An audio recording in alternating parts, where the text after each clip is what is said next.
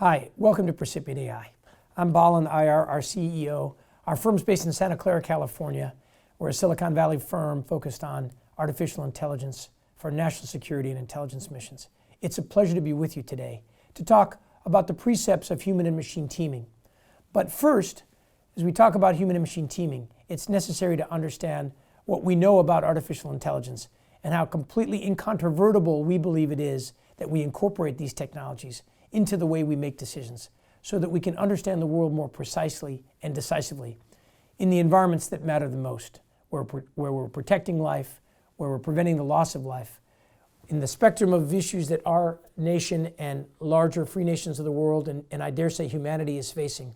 In almost every situation, our ability to harness the power of machine intelligence helps us and will help us make better decisions. The question is how to do that effectively, how to build trust between humans and machines so the human values and conscience and consciousness of the human operator is strengthened and not weakened, is not diminished in the incorporation of that machine intelligence so that they can make better decisions, more informed decisions, and certainly where time constraints are involved, more precise decisions so that we can preserve our freedom of action with the rising adversaries that our nation is facing, but also in the threats globally that humanity is facing. Let me first tell you a story this morning to help you understand how I think we should think about artificial intelligence and how our firm has thought about artificial intelligence. You know, the Chinese have a single character for crisis. And if you actually analyze that character in their language, you might recognize that they've taken the characters that represent both risk and opportunity, and they put them together in a single character to represent crisis. With every new technology, there's both risk and opportunity. The question is how you can manage the risk and seize the opportunity.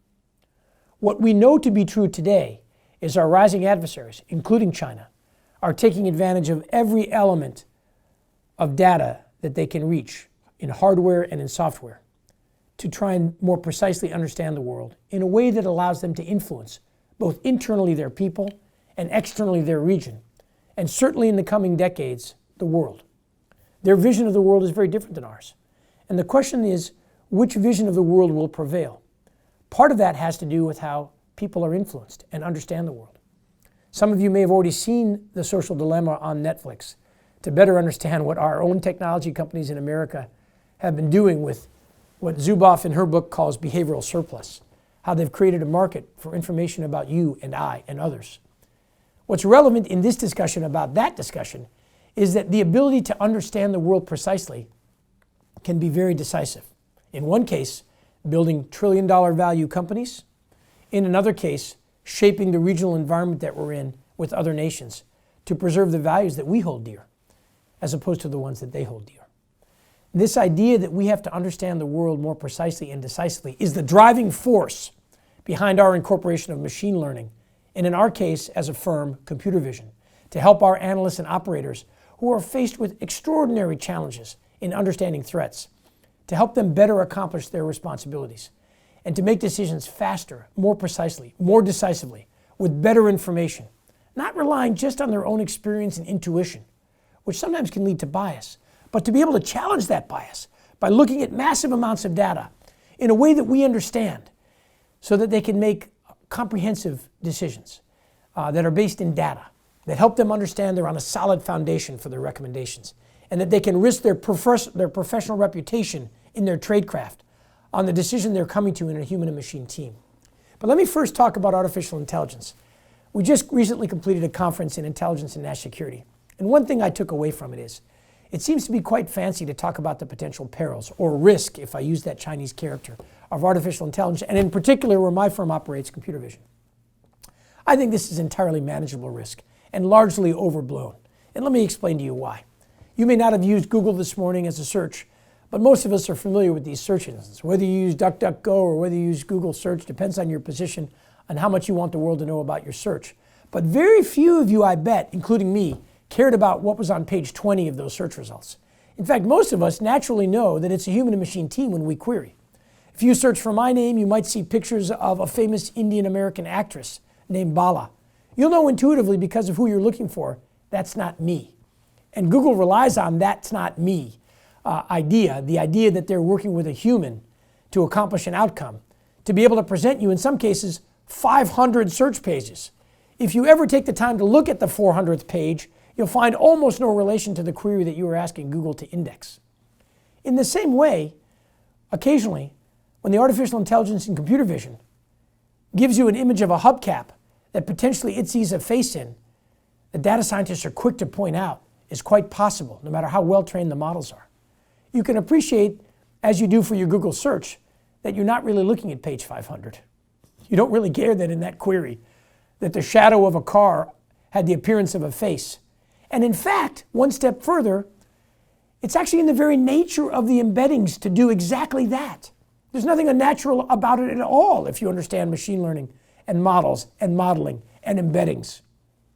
In fact, I mentioned earlier to my team here that I had a tangerine for breakfast today. And in looking at that tangerine, the entire story of what I wanted to communicate became clear to me. In one case, you have an operator or an analyst who has a single clue, a tangerine. And it's necessary for them to find out what tree that tangerine came from. What other colleagues were on that tree with that tangerine? What time frame it took that tangerine to get to where it got? And how on earth could it do that? What kinds of clues, what kinds of data, what kinds of information are out there?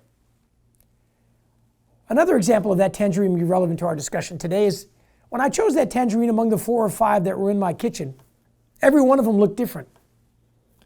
It's actually the fact that they looked different that made me feel that they were natural. It's in the very nature of the math and in the embeddings in computer vision that you'll have these anomalies, you'll have these representations. It's how we know what you're dealing with is real and can be risk assessed. It's the very nature of artificial intelligence and computer vision to have these kinds of false positives. The question is how we can manage the risk associated with these false positives. Not that they exist. The fact that they exist means we're doing something right. We've harnessed this unconstrained math to help us understand the world, as well as the world can be understood through these embeddings. It turns out these embeddings can be quite powerful. In some cases, intelligence analysts have a single thread, and we're asking them to have the president or other senior executives in our government understand what the cloth that thread put together with other threads could represent. How to bring other information together and understand the story that's unfolding in life is quite challenging. I dare say many of the data scientists that are concerned about the potential anomalies that take place in computer vision have never been responsible, as have I and have others, for the protection of human life. And the reason I'm here today sitting before you talking about human and machine teaming is because when I was in the profession of arms, and I had brilliant young intelligence analysts in the task force that I was in Afghanistan as a commanding general, we had a number of attacks, which almost immediately after the attack, we could piece together information that we weren't able to understand prior to the attack that might have helped us prevent the attack. Things were simply happening too fast in life. We had too much data from ground, air, and space sensors.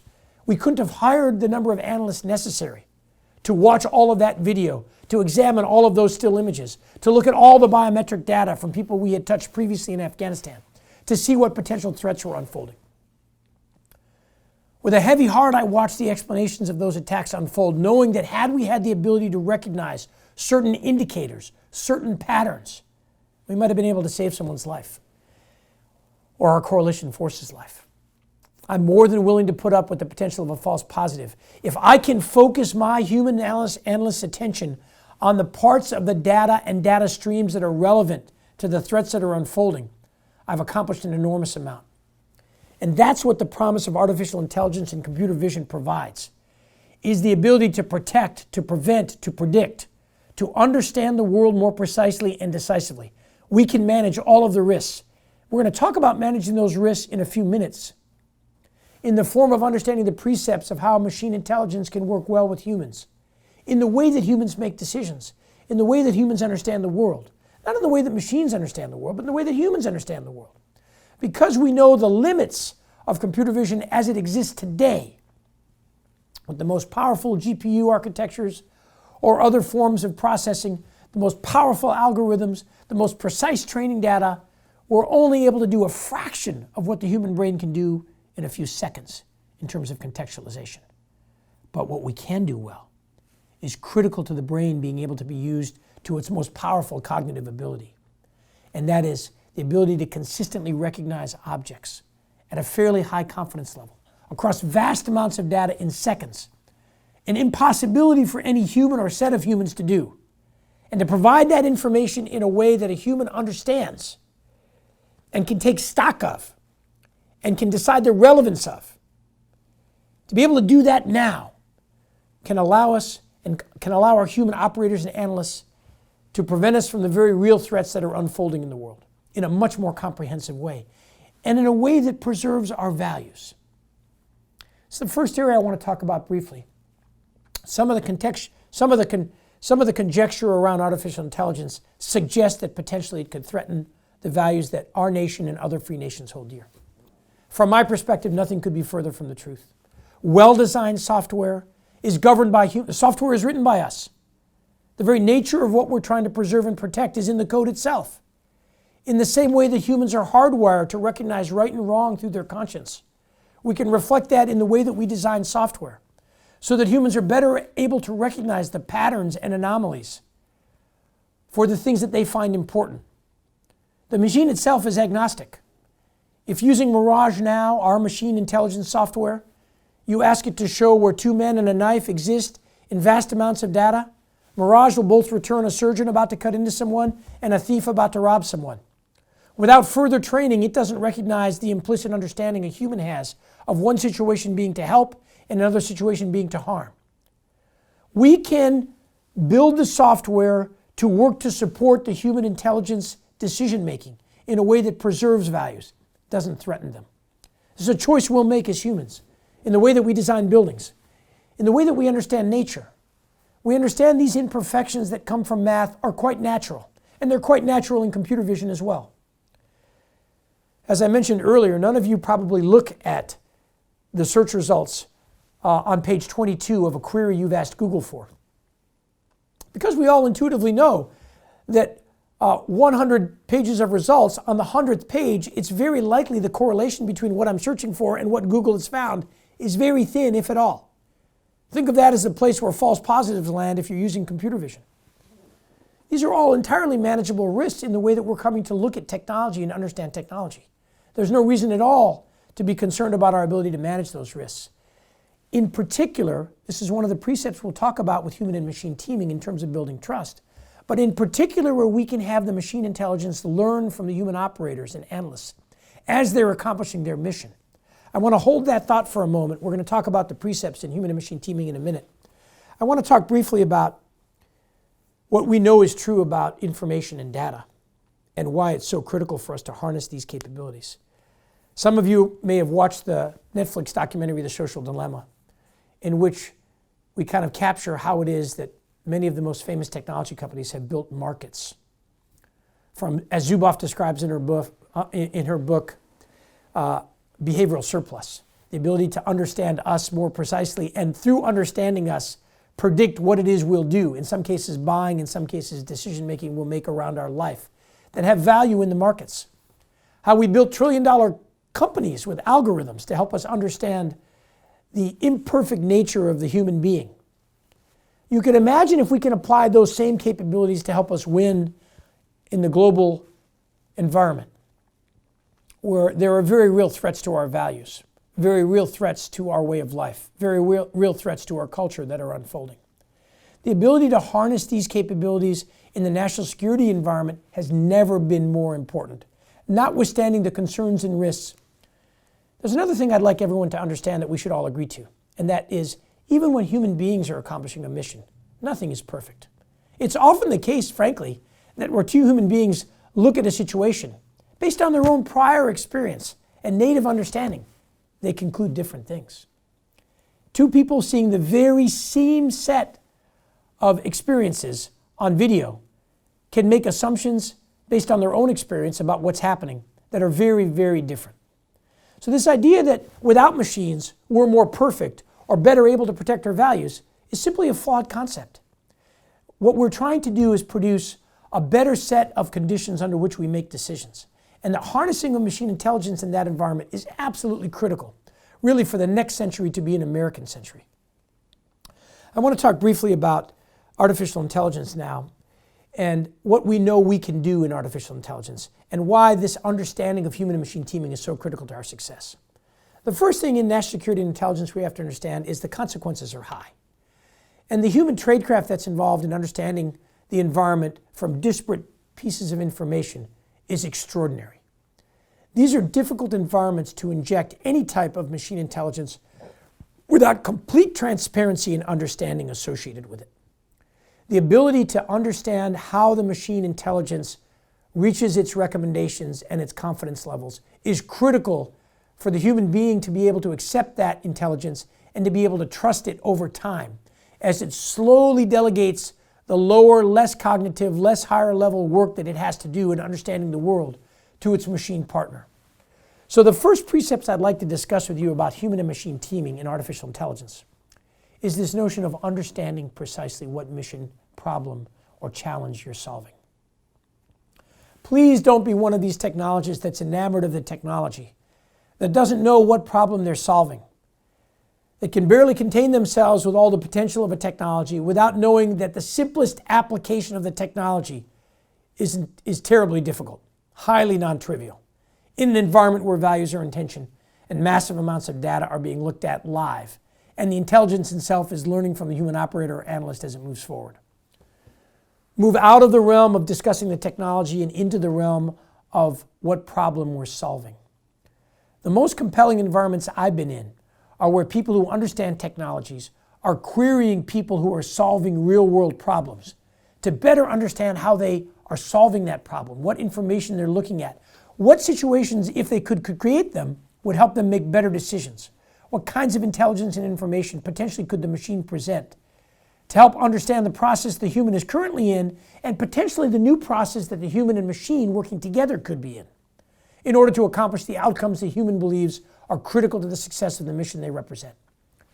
Precept number 1, you have to understand the problem you're solving as well or better than the professionals that are doing that work now as humans. Precept number 2, understanding human psychology is critical to building trust between human and machine intelligence. This notion of building trust is critical because these tasks are largely being accomplished by humans now. And there's implicit trust with humans who are trained in the same way to accomplish a common purpose. This idea that the machine intelligence is potentially a risk to that common purpose, or that there could be alternative purposes in the code, is a threat to the very work that the individual human is doing in intelligence and national security. And so because of that, the machine intelligence that you're designing to help a human win with has to be completely transparent. The confusion matrices, the confidence levels, the training data, the analysis of the production environment versus the training environment, the gap between them. What the machine intelligence recognizes at risk has to be transparent with the human, transparent to the human. This is uncomfortable for software designers. Software designers in many cases want to hide behind elements of the software. We have to learn, because we're in a human decision-making process, to be completely transparent about those risks so that a human operator in that environment can make decisions about the risk, can decide what it means when they don't have 100% recall, or the machine intelligence believes precision and accuracy is such that there's going to be work to do if they're really concerned about not missing someone in the case of a person search. So this idea of understanding how humans make decisions when values are in tension is critical. Less critical perhaps when you're talking about software that helps a human understand fraud or financial decisions. More critical when we're talking about a human that has to look at decisions that could cause or have cost to humans in the execution of their intelligence or national security work. The third element I just want to talk about with human and machine teaming very briefly is how we present that information to humans so that it's in a digestible and understandable form. Almost from the formless or unstructured environment, artificial intelligence is bringing structure to that data, but also bringing a form to that data. And being honest and open and transparent about how we brought that unstructured data to its structured state, and how the form of that data that we're representing is accurate to the unstructured form, is critical to the confidence humans will have in machine intelligence in the years to come. Let me step back just for a moment now and share a couple of thoughts about why this human and machine team is what will help keep this next century an American one. It's not just access to data that our rising adversaries have when they're operating in autocratic systems as an advantage to the American system, which is free and open and values privacy and values the intent to which and from which we acquire data. Our ability to properly team with humans and machines, properly team the machine intelligence to a human, does something that no one else in the world understands. Many other systems think that these machines potentially are superior and potentially will be automatic in some ways, in some missions, and be able to make decisions more precisely and decisively independent of the human. Our own understanding of the complexity of the environment we're operating in national security and intelligence environments suggests nothing could be further from the truth. We happen to believe and know and understand that our ability, well-trained operators and human analysts, a little bit like if you like sports, a sports professional that spent 100,000 hours practicing their sport has the kind of muscle memory that we can only dream of for amateurs.